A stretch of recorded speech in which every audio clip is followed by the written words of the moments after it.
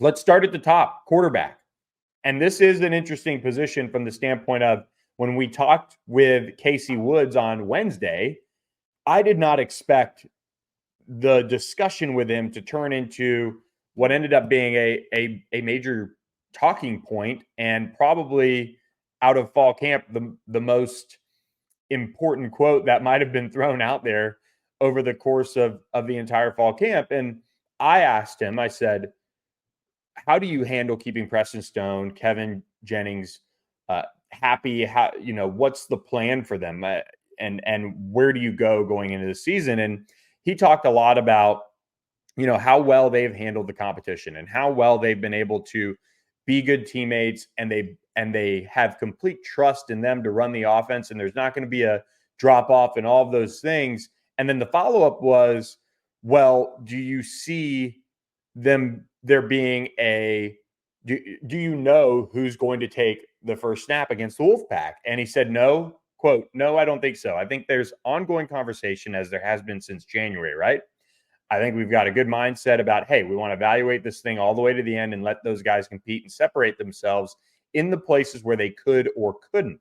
Fortunately, we've got two proven winners that are really good, strong men, and they believe in themselves. They believe in this team, and we're going to execute at a high level either way. And I think that quote is important. And there's a lot more. You can watch it on our YouTube channel as far as the full video and his comments. There's also the story at ontheponyexpress.com with his full comments. But I think the big thing that you could take away from it is they really trust these two quarterbacks, and they're not going to settle for average quarterback play this year. And this is what I learned about the quarterback position. The biggest takeaway is they're not going to settle for, all right, this is a learning time. SMU is moving up into the ACC. This is a learning time for these quarterbacks. And quite frankly, you can apply this to the entire team because there is too much talent. And I said this earlier this week. There's too much talent on this team. There's too much just overall depth that you can't be held back trying to learn. And everyone is going to have to raise their level of play. That's been their offseason mantra, is raise it. And for the quarterbacks, they have to do that when the games come on. And in particular, when he says in places that they could or couldn't, that might involve this thing going into the season where SMU opens at Nevada. Preston Stone could play. Kevin Jennings could play. They could both see time. They also have what should be a layup against Houston Christian the next week.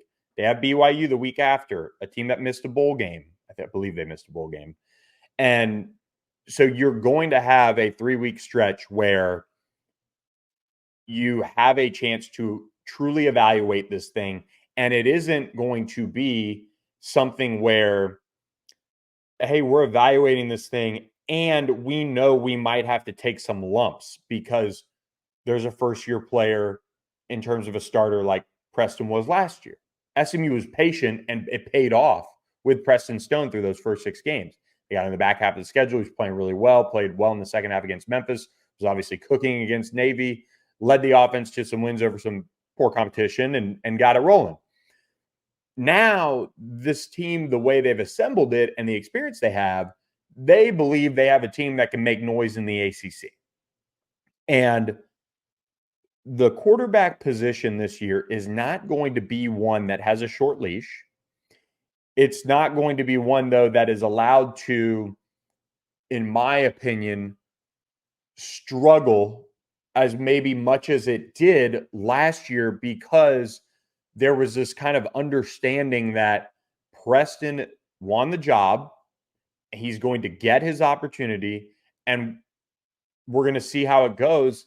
And until we're forced to really make a decision and go elsewhere with it, Preston's got the reins. This year, I don't think that's the case. Preston has done plenty in fall camp. He's looked the part. He's done better at checking down the football. He's been able to push the ball down the field. I think that's a credit to what we'll talk about in a bit with the wide receivers being a little bit more seasoned with both quarterbacks. And Preston has had a really good fall camp from what I've seen. The reality, too, though, when evaluating these guys, is the defensive line is so good, it's hard to get a good read on how these guys are going to play when the bullets are flying against other teams, because as I'll share when we talk about the defensive line, I believe that defensive line that SMU has is probably better than 9 of the 12, just kind of off the top of my head, defensive lines that SMU's offensive line will face over the course of the season. So kind of think about it in that perspective when we talk about how good this defensive line is, how maybe the offensive line has struggled handling them. But as far as the quarterbacks, to evaluate this position, and this is where this whole thing turned into a insane 5-page thread on our board, which quarterback is a hot button discussion. But we've said that Preston and Kevin are competing, and they've been competing this offseason, and especially once Preston got back healthy.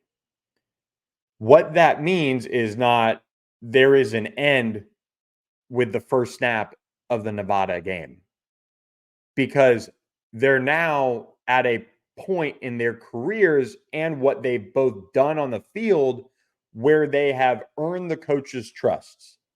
And you can, if you want to believe coach speak, like that was coach speak with Casey Woods saying we're going to operate at a high level anyway and things like that, with who, regardless of who's in there, that's fine. They do believe that, though. And for Kevin, he has shown some ability to make some plays and some throws that arm strength wise, Preston maybe doesn't necessarily have. But Preston also in his own right, as we know, can make plays, can create and do things. And that's where later Casey says, we're not having Preston try to be Kevin, and Kevin's not trying to be Preston. They need to be their own people and their own players. And that's why I think this quarterback competition works so well. They couldn't be more different in terms of how they came to be at SMU. And they couldn't be really more different in terms of where they're at in kind of their careers so far in college either. And that's what makes this intriguing, because SMU staff knows that they have Preston, who has played a ton of football from high school to now at SMU and was coming on strong at the end of last year and really showed improvement and has had a very good fall camp. And then they also have Kevin, who can, quite frankly, run around, make a little bit more plays than Preston can. Preston can extend. Kevin can maybe run a little bit more than Preston can. And you can also see it in his arm strength that he's got a little bit of a gun, and he's got a little bit of a gunslinger mentality. If there's something that Preston does differently than Kevin, it's that, yes, you want him to check it down instead of extending and making plays. But also Preston early on last year wasn't pushing the ball down the field as much as he should have. And we kind of talked about that and how inconsistent the downfield passing game was for SMU at times early in the year. It was pretty wild. And so to look at this competition, you don't look at it as they need to have an answer and they need to be done. And this is, can't believe we're having this discussion. It's a credit to both guys, quite frankly. Like, Preston ended last season on a bad note with getting hurt, and I feel for him because I would have loved to have seen him in the Tulane game, and I would have loved to see him and how the bowl game would have gone. But Kevin got an opportunity and led SMU, interceptions and all, to a championship win over a Tulane team that hadn't won it or hadn't lost at home in like 3 years. And there's kudos that are deserved for that. And the coaches see something in Kevin as well. And whenever you talk about quarterbacks, so much of the time it has to be, oh, you're on X player's side or Y player's side. That doesn't need to be the case here. And that's what I learned about this competition, is that they really do both buy into the team aspect. And they're both excited when they make plays. And they're both, they were great together when they went to ACC Media Days together, mind you. And think about all the leaders on this team that could have gone in, and I'm just going to say Kevin's place, because Preston is the returning quarterback. He's on all the preseason watch lists and all of those things. But there are other guys that could have gone in Kevin's place, but he, Rhett Lashlee's words, deserved to go. They got Kevin to this season. The whole idea that, oh, SMU needed to bring him to keep him and help, do this or do that for him. Like, no, like Kevin is back. They will have some sort of either decision or storyline when this season ends around one of these two quarterbacks, because they're both getting into the back end of their careers, and SMU is going to have to make a decision most likely. So this season will play out however it plays out. But in fall camp, these two guys showed their maturity, they showed their competitiveness, and they both made plays amid kind of tough circumstances with the injuries to the offensive line and having to go through that in team period.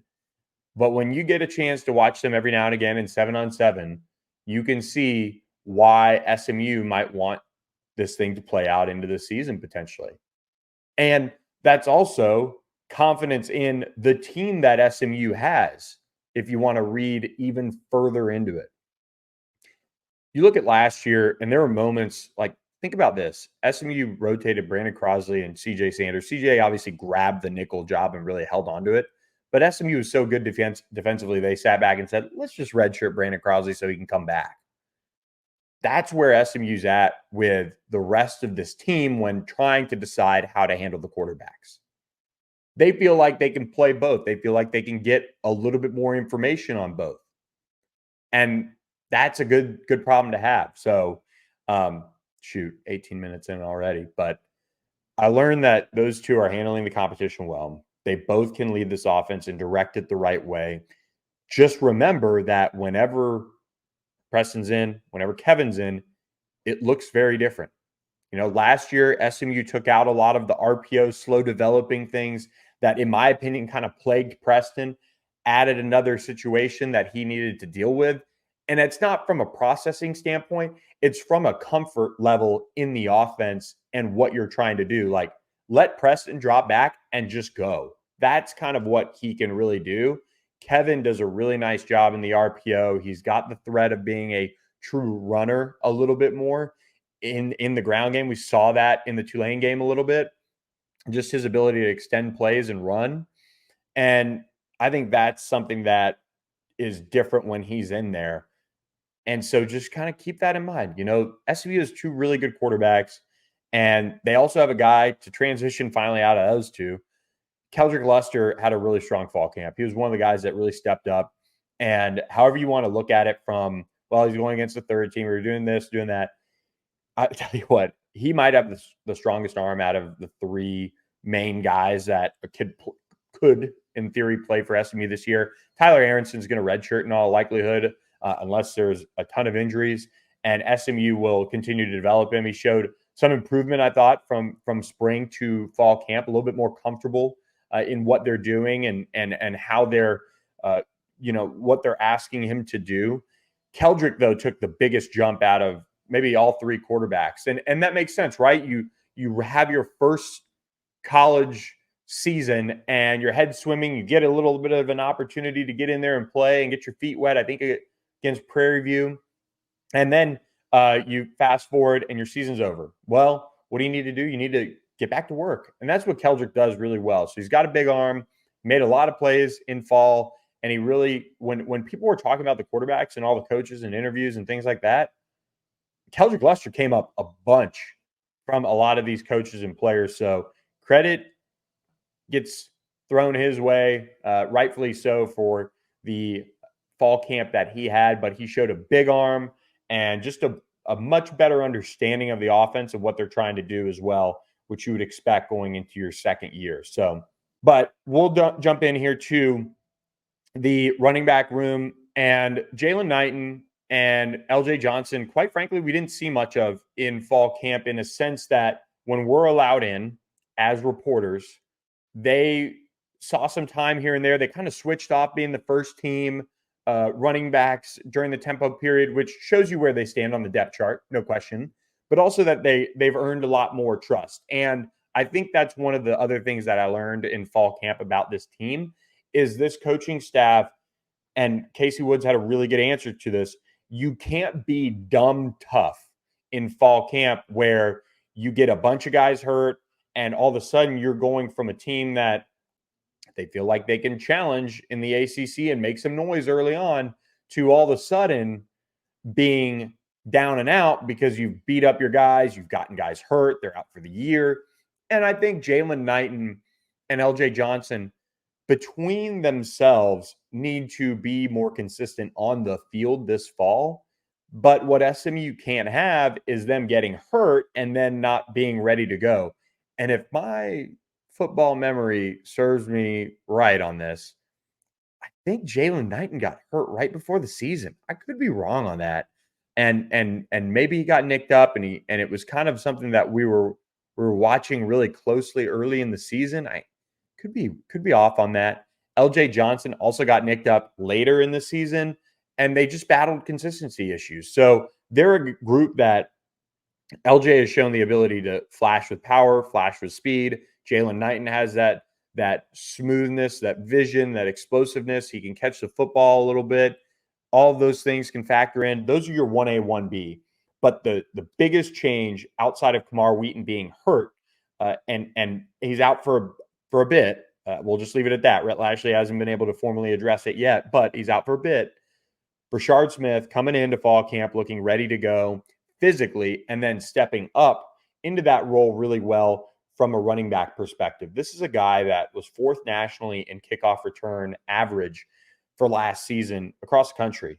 And SMU brought him in as, hey, we need to upgrade our kick return game. Let's bring him in, and maybe he can play a little bit of running back for us as well. And sure enough, he's come in, looked the part physically, and you're going to see him be used in, I think, special teams, of course, with the return game, but also being a running back. He's got a little bit more of an explosiveness that SMU hasn't had since Ulysses Bentley, quite frankly. And so if he hits, he's probably one of those players that if you look at, if he hits for SMU this year, one, what an incredible late addition by Kyle Cooper, running backs coach and special teams coordinator. Basically, he didn't have to convince Rhett Lashlee, but at the time, they were pretty tight on roster spots. And Coop kind of pushed and, said, hey, I think we should go for this. And so sure enough, they did. And I if it pays off, it's going to be one of those great last additions to this team, like a Kobe Wilson was last year. For the defense, SMU has a decent group of running backs. Derek McFall looks like he's going to be a star at some point for SMU, but he's still just a true freshman. But Brashard Smith has that true elite level talent that, again, if it hits, look out. This offense just added a big piece of explosion. And in the kick return game, if those issues can be alleviated, man, SMU is going to be dangerous for the first time in a minute on special teams with him back there. So that's kind of the running back group. I think they're just going to try to find the hot hand early in the season and go from there. The wide receivers. This is one of our message board's favorite discussions. If you're not at ontheponyexpress.com, use code SMU1. That's SMU the number 1 for 2 months for just $1. Gets you into the season, gets you into ACC play at this point. So jump on board with us and get on the message board. It's the number 1 message board for SMU fans. Chat it up during games, recruiting, what have you. And we can chat on there as well.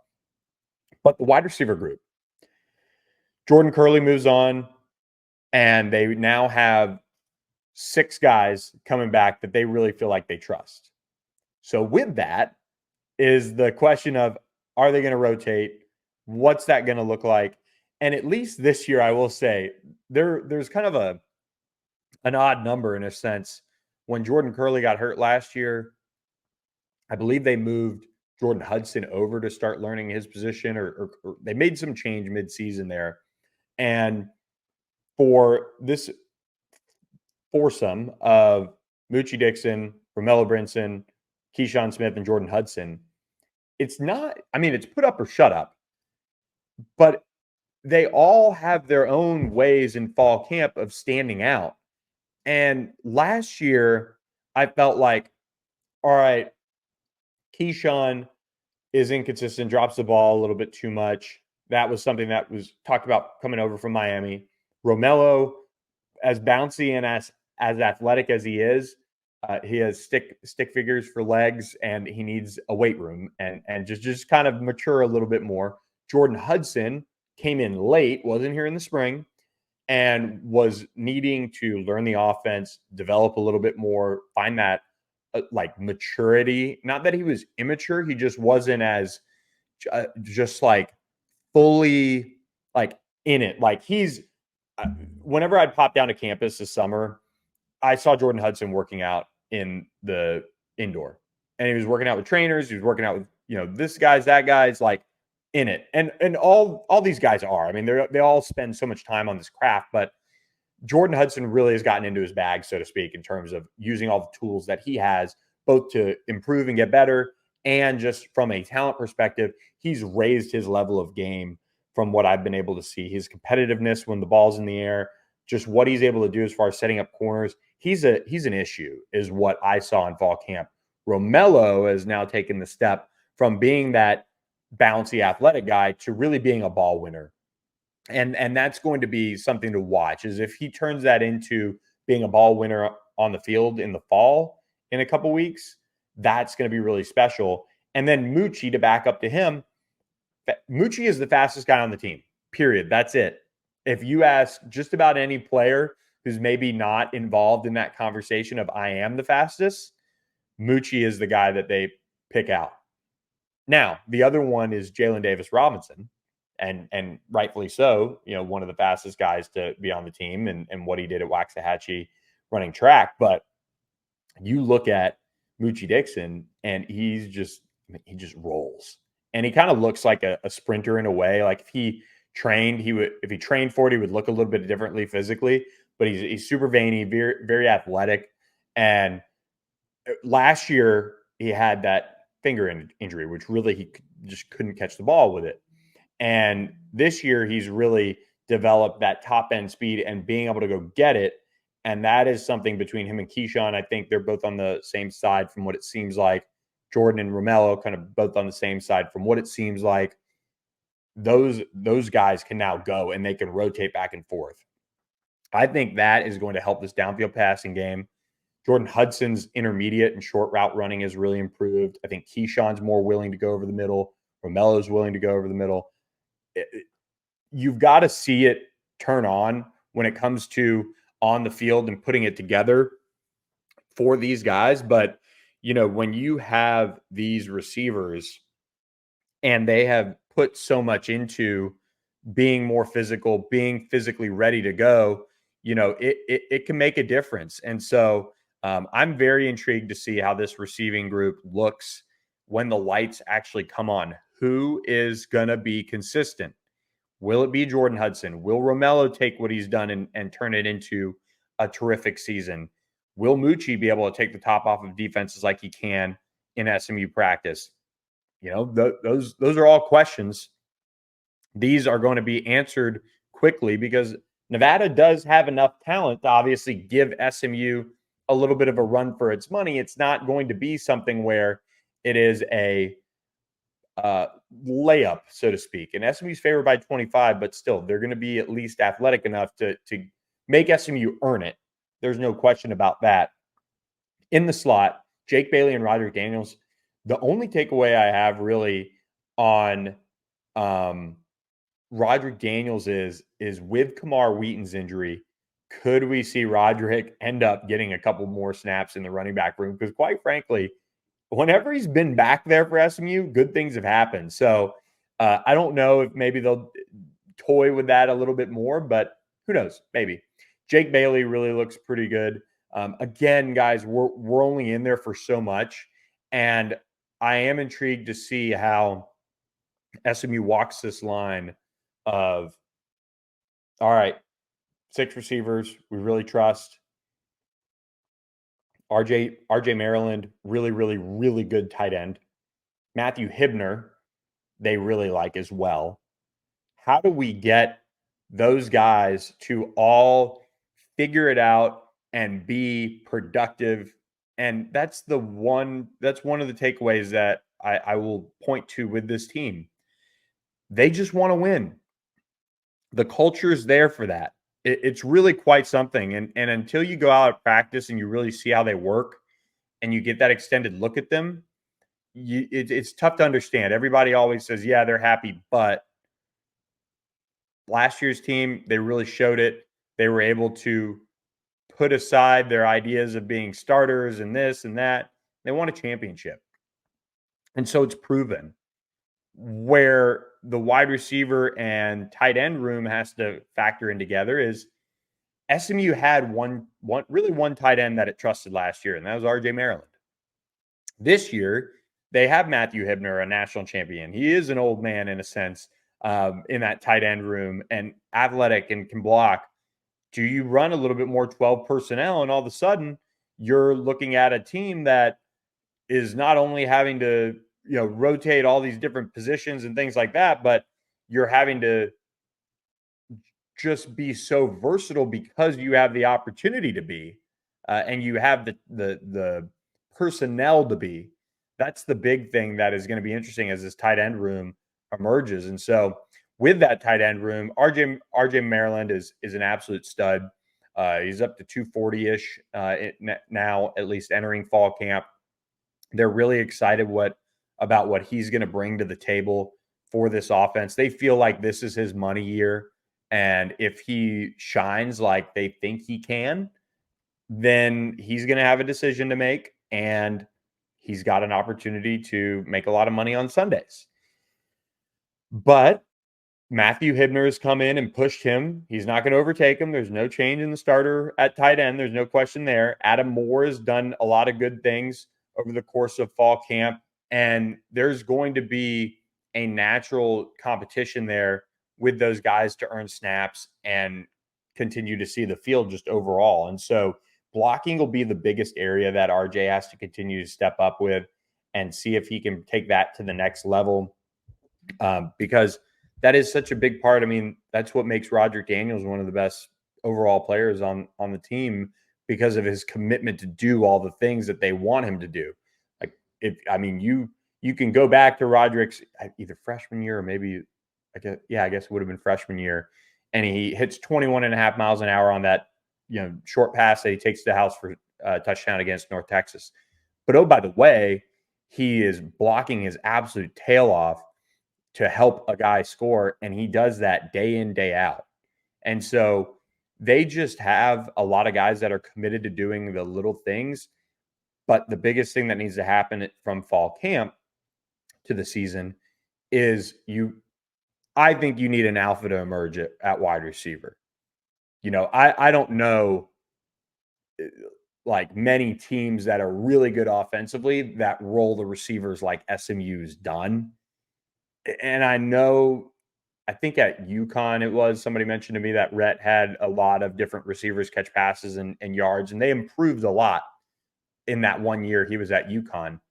But when you have athletes like a Jordan Hudson, Romello Brinson, Keyshawn Smith, Moochie Dixon, Jake Bailey, Roderick Daniels, I don't know. You want one to be that complete alpha and go be an all ACC receiver. And I think that changes the way teams can prepare for you.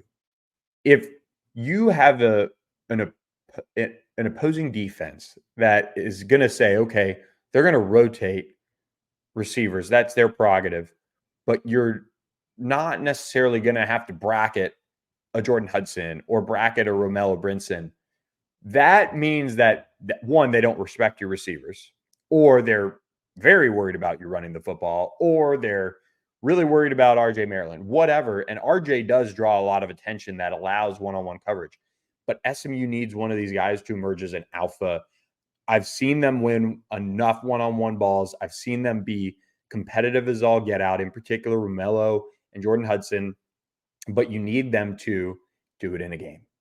And so for fall camp, what I learned about these receivers, I think they took the next step in their development, but it's got to translate onto the field in a tougher conference. And so it's still an unknown. For the younger receivers, Jackson Lavender, Jamarian Carroll, Ashton Cozart, Randy Reese. Couple quick thoughts. Jackson Lavender continuing to be, quintessential like coach's son, and in terms of his work ethic and what he does day in, day out in practice. I mean, he works his tail out. He continues to develop his game. And Ashton Cozart, the Oregon transfer, has come in, and I felt like he was nicked up earlier in fall camp, and that kind of, held him back a little bit, but he's come on strong the last week with a couple of really nice catches on deep balls and things like that to make some big plays. Jamarian Carroll, out of kind of guys who maybe aren't household names yet, he probably had the best close of maybe any offensive player. He had a strong scrimmage on Saturday. He looks like he's running around really well. He's playing his way into being a strong option next year when SMU loses 5 receivers, potentially 6. And then Randy Reese has come in and shown a lot of explosiveness. I mean, he looks the part running around there now that he's healthy after gray shirting. So Trip Reardon, another big body. He's going to play on special teams. He's done some good things as well. So Stone Eby, another football guy, really, for the brand, so to speak. And he'll be in there at times as an H-back in a heavy set, I would imagine, for SMU when they need a lot of meat out there.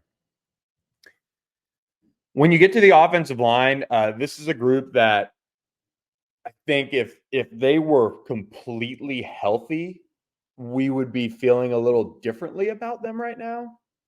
But you get to fall camp, and I kind of felt like it was going to be a group that would be fairly settled as far as, look, Logan Parr was still coming back from shoulder injury. Ben Sparks, you see out there if you're watching on YouTube, coming back from his own shoulder, but was a little bit ahead of Logan. And the question was going to be, okay, Savion Byrd battling Andrew Chamblee at right tackle. How's that going to go? Well, Andrew Chamblee goes down like day 3 of fall camp and has been out for a while now. Savion Byrd, okay, this is your time. You're going to step up. Well, it wasn't working, and they made a change and went with Nate Anderson at right tackle, and he's been serviceable. He's fairly athletic. I think laterally in pass protection, you want to see a little bit better from him at times, but between him and Caleb Johnson, they've been battling it out for a while now in fall camp. And, it's going to be Nate Anderson when they start that season opener, I would imagine. I don't think Andrew Chamblee will be back for that game, and they're going to have to weather that storm. And if that storm is bad, then they'll have to get really creative. And that would mean probably, if I'm guessing, Ja'Kai Clark, who's going to start at right guard, would move to center. Justin Osborne would kick out if it's really bad. If they can weather it, they'll be okay, because they know at some point Andrew Chamblee, the all-SEC freshman from Arkansas, is going to come back. So if you run down this group, Justin Osborne has looked incredible at center. I mean, he was on the Remington Award watch list. He's got an opportunity to really boost his draft stock this year. Graham Uter has come in behind Justin Osborne and taken a lot of snaps at center and been terrific. Needs to continue to work on his snaps. I believe he had to play right or left tackle as a senior for his high school, and then at some point he switched to center too. He's been all over the place. But he's settling in. They view him as the center of the future, without a doubt. Ja'Kai Clark's been at right guard. He's been holding that down. Ben Sparks has come back and also pushed him. Garen Justice shouted him out earlier this week. And then left guard, they moved Savion Byrd back to his spot where he played at Oklahoma. And he looks a lot better for that. And that helps because it probably alleviates concerns of, oh, we need Logan Parr back. We need Logan Parr back. We need Logan Parr back. Well, now you have a guy that's played a bunch. He never broke through and was a lead at Oklahoma, but he's played a bunch.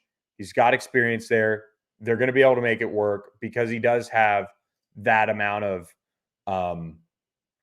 just experience, and he just looks more comfortable there. It's very apparent that that's the case. So then you have PJ Williams, who's probably been the best offensive lineman in fall camp. And he's just looks, I don't want to say night and day from fall camp or from the spring, but it's pretty close. He's been outstanding and has been dominant at times in one-on-ones and has really been able to control the line of scrimmage at that left tackle spot. So that's kind of where the starting group stands. And then you get into, okay, Caleb Johnson, the former Notre Dame transfer, is kind of your swing tackle at this stage with Andrew Chamblee still out.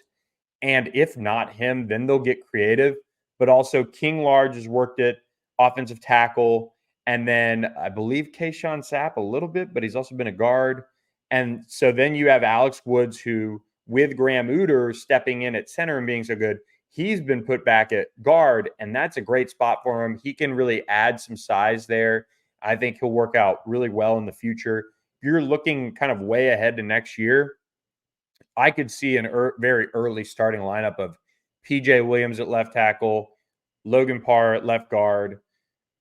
It would probably be probably Graham Uter at center. That's how high they are on him. And then you would have Alex Woods at right guard, is my guess. And then you would have Andrew Chamblee at right tackle. That's just a way too early 2025 starting offensive line for SMU. But they brought in Paris Patterson and Kayshawn Sapp as kind of reserve guys. And I would say that right now, those two look like they have a lot of development to do. They'll add some depth. They were Power 5 transfers. In a way, Kayshawn Sapp went FSU to ECU and then left and went to SMU. So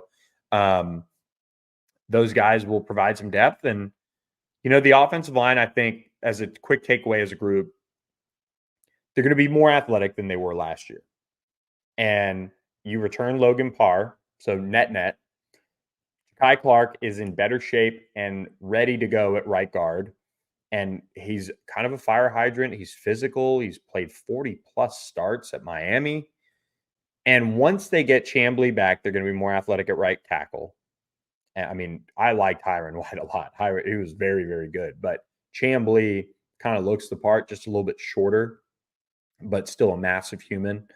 And then at center, you're far more athletic at there with Justin Osborne than Branson Hickman. And I like Branson coming out of high school. I like Branson, what he did for SMU. I defended him a lot during times where he, just took some lumps being a smaller guy. But J.O. is much stronger.